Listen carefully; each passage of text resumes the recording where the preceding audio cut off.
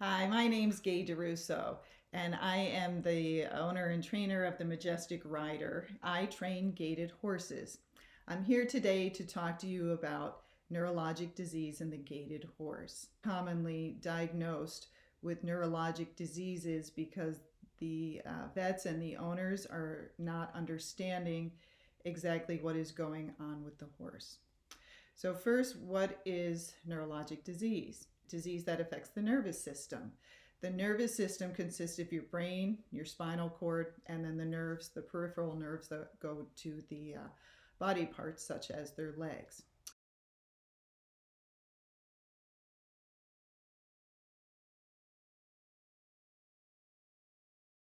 First, I'd like to talk to you about the most common neurologic diseases seen. So one is sleep deprivation, and this is more common than you think. So you may see your horse dozing in the stall here and there, but what I'm talking about is the horse actually laying down and resting its legs. So the reason a horse might have a sleep disorder or sleep deprivation is when the horse is in pain, so it cannot lay down, or it knows it cannot get up and therefore it does not rest. But other causes of a horse having sleep deprivation, which happens to horses all the time, is some kind of stress. Either they've lost a companion, they've lost their herd, they have a new owner, they're in with a new trainer. There's many things that we do to horses, such as taking them from pasture, putting them in a stall, and they go from being comfortable to uncomfortable, and therefore they do not feel safe enough to lay down. So what are the symptoms of sleep deprivation? Well, the main one is them falling asleep on their feet. And what happens is some of these horses will actually fall down. So when would you see this? You would see this when your horse might be with the farrier, when you're standing talking to your friends, and the horse is just standing there. The horse starts to fall asleep. So in some horses, their knees will buckle and they'll actually wake themselves up. They'll start to fall and then they'll catch themselves. But in other horses, when they're very tired, and also in calmer horses that don't react as quickly, which is a lot of our gaited horses, when they fall asleep, they'll actually fall down to their knees. So you'll think something is wrong because somebody, either you had the horse or somebody had the horse out, and the person tells you the horse was just standing there and he fell down. So now you think something's wrong with him. Or your horse is being shod by the farrier, and again, they're standing there for a long period of time. They're tired, their knees give out, and they actually fall down with the farrier. So your first thought is, because maybe you don't know gaited horses well, or you don't know anything about sleep deprivation, and your farrier tells you that something's wrong with the horse, or whoever had the horse out said, oh, you better get him checked, something's wrong. He might have EPM. That's usually what comes out of people's mouths. So the first thing you want to do is assess the situation. When did it happen? What was the horse doing? Was he walking? Was he standing? Has the horse been moved recently, or he has a new neighbor, he's in a new herd, something, has anything recently changed that he possibly might not be sleeping, and that's what caused him to fall. So that's one of the first things you want to work up, and you might have to have a diary to help you figure it out and write down when this horse is falling down. You might have to have the vet check it and see if they can find any areas of the horse that would be causing pain, like in its neck, its back, its hocks, its knees, where it can't get back up, and maybe that's why it's not laying down. But you want to do a full evaluation before you call this horse neurologic. And you want to make sure that the examiner understands gaited horses. So that's the first one, is sleep deprivation. Second disease we're going to talk about is Wobbler syndrome.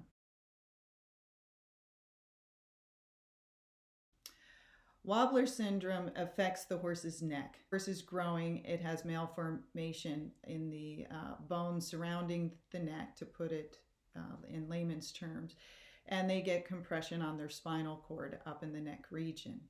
They call it wobblers because a lot of these horses will wobble, or what they call being ataxic, where they can't feel their feet.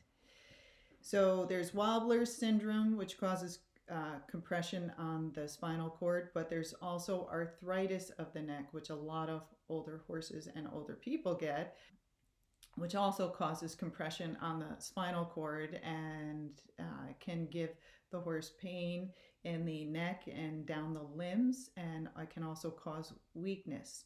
So both of these diseases can do that. Wobblers is usually diagnosed more in the younger horse, and occasionally they will catch it as a horse is older if they did not get diagnosed when they were younger.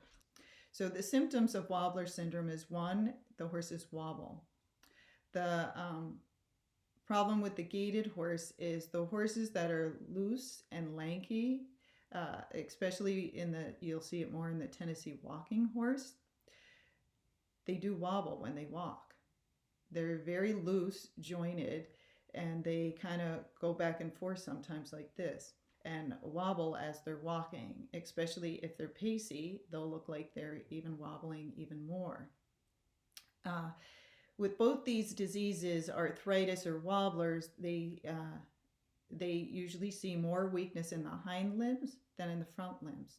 But if you've ever watched some of the gaited horses move, you'll notice they are weaker in the hind end, especially if they've not been worked on hills and they've just been working in an arena. They haven't built up the muscles, and especially as they're younger, they are weaker back there because they usually take longer to grow, and I usually don't see them totally filled out, especially the walking horse, until it's like 9 or 10 years old. So they will be regularly weaker in those hindquarters. And these horses, again, sometimes wobble when you walk them down the aisleway. If you spin them in a tight circle, which is part of the neurologic exam, sometimes that hindquarter will swing way out. And that's just because that's the way they were bred and made. It's not always neurologic. And they're weaker back there. So when you have a vet looking at them, those are both signs, the weakness and they're wobbling around, their back end is swinging out, that they could possibly have wobblers, because that is not normal in a regular trotting horse. What other things do you see when they have those diseases? Well, they talk about the horse cannot feel its feet. And so the way they test that is that they move the horse's feet around. So they might cross their legs or uncross them or put them in a wide stance. The problem we have with the gaited horses are that some of them are so calm that when you move their legs over, they don't bring them back over.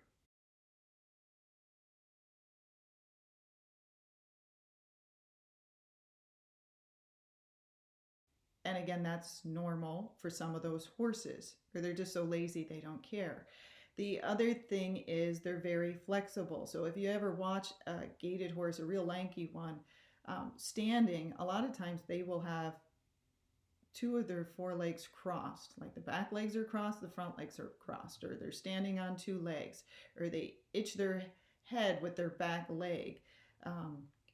They'll stand cross-legged. They have 1 leg under the other. 1 leg's pointed the wrong direction. Sometimes 1 foot is facing forward and the other 3 are facing totally different directions. That's his right leg going the totally opposite direction. There's his other back leg. So this is what I'm talking about when I say they stand sometimes really weird with their feet going all different directions. Stop. The front ones he's not messing around with right now. But if you saw that on a different breed of horse that didn't have laxity in its ligaments, it'd probably have a broken leg or a dislocated leg. So there's another view of his right leg totally turned out, left hind leg going straight ahead. But because they are so loosely jointed, they can do these things naturally. So that does not make them neurologic. But that's what they see with wobblers and neck arthritis, is that when they do these tests, they then tell you the horse cannot feel its feet. So how do you rule this out? So they do test on the horse. One is an x-ray, and they look for arthritis. Again, if you x-ray any older horse that has actually moved in his lifetime, he will most likely have arthritis in his neck, just like most of us will have arthritis in his neck. And it's on the x-ray, but that does not mean that is the cause. You're evaluating the horse, it's the same thing, even though you see arthritis in the neck. Is that the cause of what is going on? Or is this just a normal gaited horse that the new owners don't understand and the new vet doesn't understand? Okay, so if you take an x-ray, sometimes you can see a defect in the neck, which would be more towards wobblers, or you can see arthritis like bone spurs. If they don't see anything, they might want to do a myelogram, which is where they inject dye around the spinal cord, and then they can see if there's compression going on in the spinal cord. You could also do an MRI, but of course they are expensive to sedate your horse and put them in there. But if you are going to put your horse down and that's the only option and you could afford it, I would do that before I put my horse down. Other things you can do are electrical studies where they test the nerves in the limbs to see if those are normal. Now, to evaluate that correctly, because I'd want to know the results on not just my horse, but on other walking horses, because they seem to be diagnosed with the neurological diseases more than others, or any other gaited horses, but I'd want to know the breed and all of that before I took this all into consideration and would be considering putting my horse down. So don't be afraid to ask questions. When they do these studies, you really want to be aware of what is going on. And you're the only protector of your horse. He can't say, hey, I'm normal, I don't have that disease. So it has to be you that speaks for him. Now, when they're testing the horse and they're checking, they're moving its feet around, it doesn't move its feet back. He kind of wobbles when he walks because he's lazy and he's pacey, and they're calling all that neurologic, and they spin him around, his back end gives out. What are the things that you can do to test your horse? Well, one, when you ride him, can he go down the hill? Now, some of them will go down crooked down the hill, and some of them have such large back ends, they do that so they don't step on their own feet. But can you collect this horse up, ride him, and make him walk underneath himself, and can he go down that hill without tripping and falling? If he can go off-road, like say there's a tree, and you've had to go down a steep hill that's muddy or grassy, slid down the hill, go around the tree, I doubt a neurologic horse could actually do that. So you want to test these things. If your horse is running around the arena and is doing acrobatics in the air and comes down and lands just fine most of the time, because we know sometimes they're goofy and trip and fall like us when they're doing goofy things, but most of the time he's landing on his feet, or you're working him over poles, and after he hits them a couple of times, because again, a lot of them are lazy, he's picking up his feet, or can trot over the poles, or can go from a pace to a trot to a canter, that horse is probably not neurologic, because to do all of that, his brain has to tell his legs what to do. And so if he had compression somewhere, he most likely would not be able to switch around and be able to do all those things.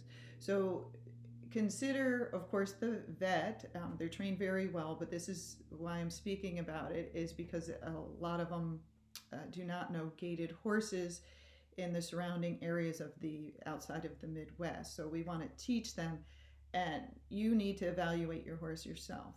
So I hear it a lot that somebody's horse is neurologic, and I try to help them if I can, if they will allow me. Again, if you're afraid to ride the horse or test it, have someone else do it. And please call up a gaited trainer, somebody who's been working with these gaited horses a long time, or call up somebody in the Midwest or Tennessee or Missouri and ask them about it. Tell them what your horse is doing and see what they think about it. But if your horse stumbles here and there when he's not paying attention, he falls down because he's tired, when he's just standing there, or he trips over a pole and then comes back and picks his feet up over it. If they are neurologic, it is going to happen every time. It's just not going to be here and there over one pole, over one rock, over one ride. It's going to be all the time. It's the same with when they're examining horses for lameness. If a horse is lame, it will not be lame on and off. That's what they see in pacey horses. They see them hard pace and they think they're lame. They're not. And you can get those horses to trot and you'll see they're totally fine, but they look like they're dead lame when they're pacing. If that horse is taking mostly sound steps and occasionally they see something weird, the horse is sound until proven otherwise. So it's the same thing with the neurologic exam. If most things are coming out that this horse is just gated, or he's lazy, or he's not paying attention, that does not make him neurologic. That makes him a calm, lazy horse that maybe needs to work over poles, pay attention, or get a rider who's going to get after him and make him pay attention to his feet. It can also, other reasons for them stumbling can be their feet, they're trimmed wrong, their toes are too long. There's lots of things that can be in consideration. And I've gone off on a big tangent. The last disease I'm going to talk about is EPM. And most of you have heard it, but you might not really understand it.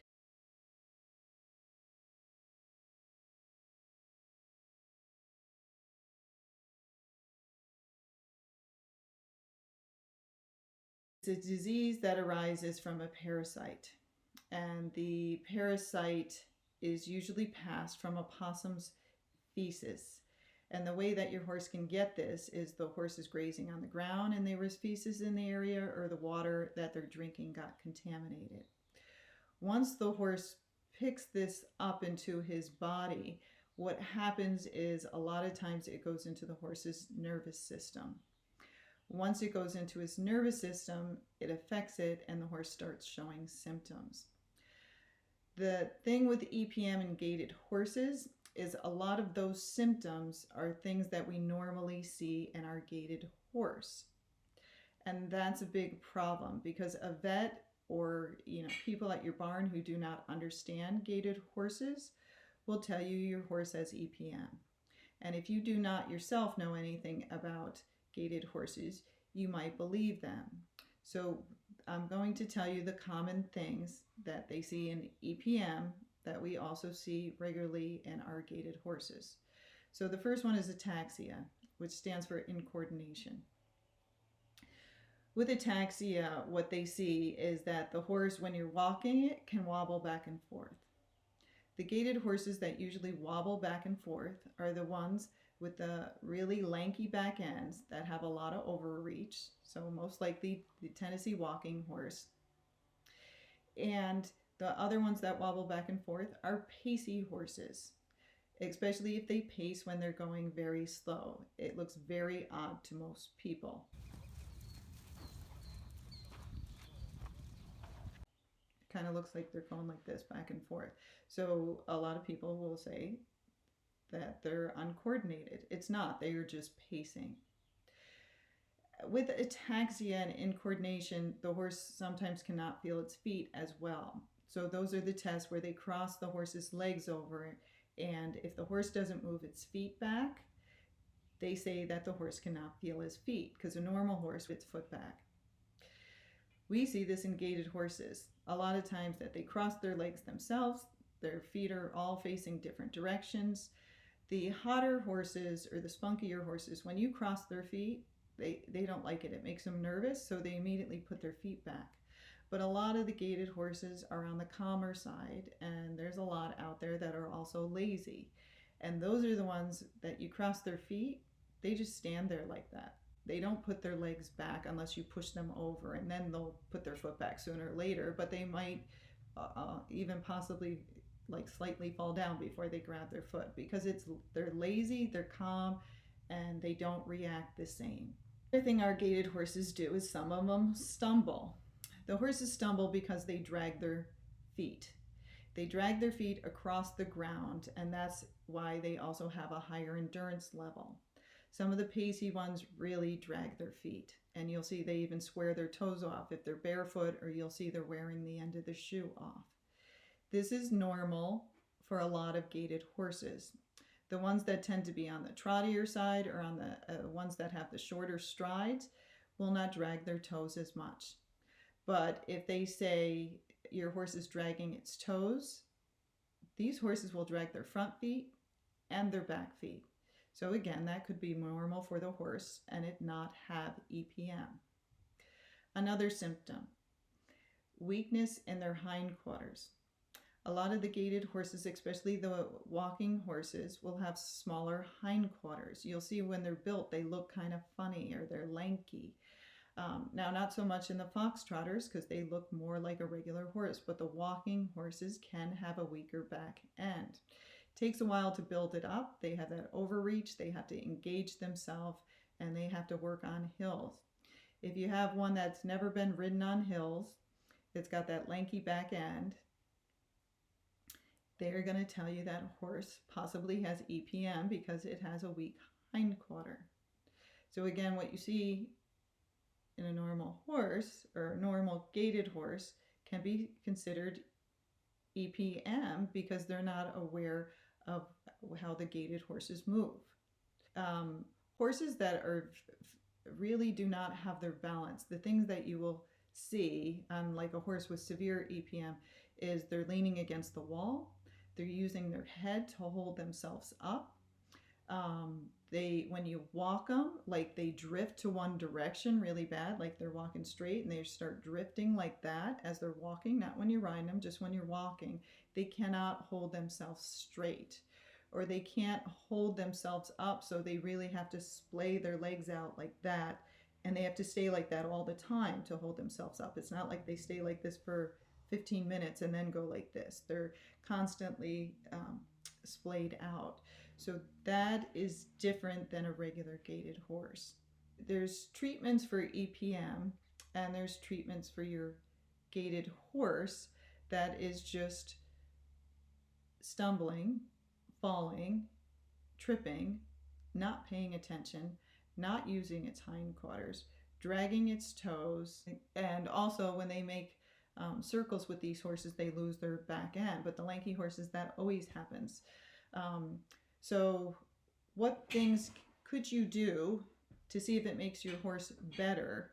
Walk him over poles. That will teach him to pick his legs up. If you do that every day, it will also make his abdominal muscles stronger and should help him with the tripping. Make sure your horse is always paying attention. It's usually the lazy ones that really drag their feet, or the pacey ones. So if you use poles, that'll help the pacey horses. Keep your horse's attention. Do not ride them on really long, loose reins. Those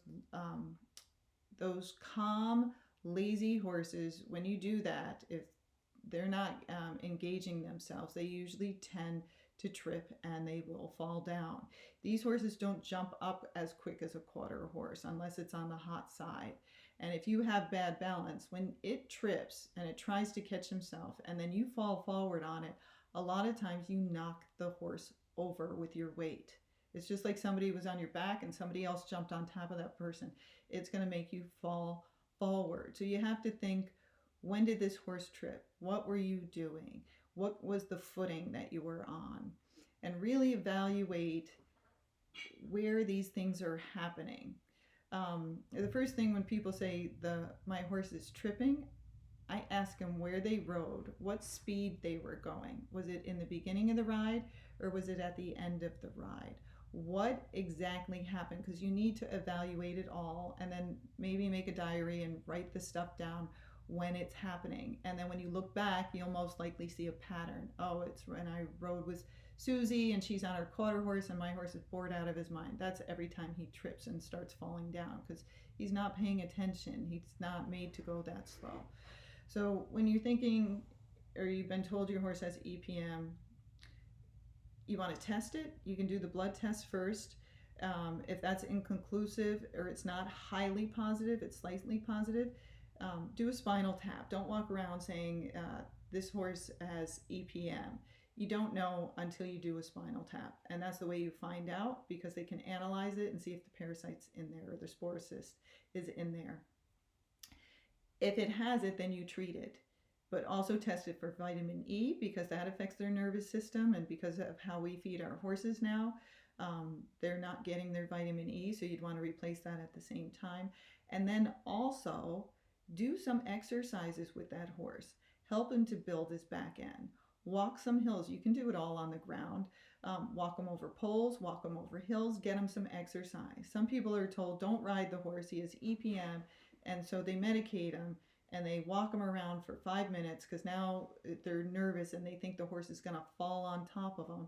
And the horse gets weaker and weaker and weaker. And then the vet comes back to test them and they're not getting any better. Well, again, it might not be the EPM. It might be the kind of horse you bought, and now he is getting weaker because he is not using his muscles. And you know what happens next? They start getting atrophy. And they atrophy because they're not doing anything, not because they have a neurologic disease. So hopefully that helps some of you. You can always email me or contact me. I am not a vet. I do not pretend to be one. I just want to help the gaited horses because lately I've heard of a lot of them getting put down. And I know a lot of these vets have not been educated with gaited horses. I've talked to vet schools and they do not have gaited horse classes.